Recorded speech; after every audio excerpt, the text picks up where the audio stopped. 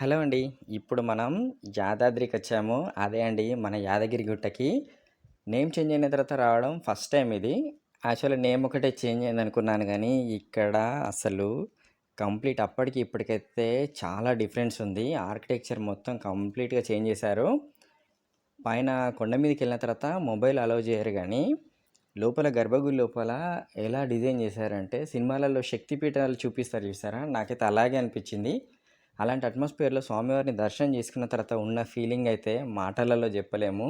అది మనం ప్రత్యక్షంగా చూసి దాన్ని ఫీల్ కావాలి. అంత అద్భుతంగా అనిపించింది.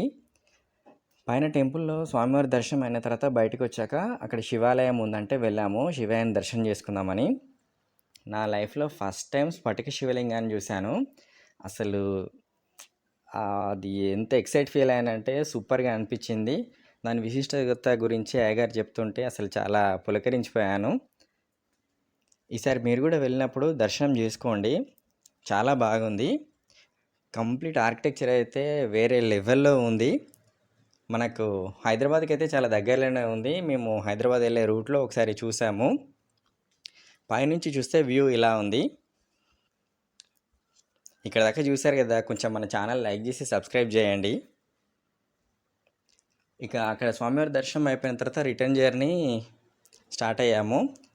ఇక్కడ ఏంటంటే ఈవెన్ ఈ కొండ మీద కూడా ఇంత గ్రీనరీ మెయింటైన్ చేసేటైతే అసలు హైలైట్ అనిపించింది. Thanks for watching. Please subscribe my channel.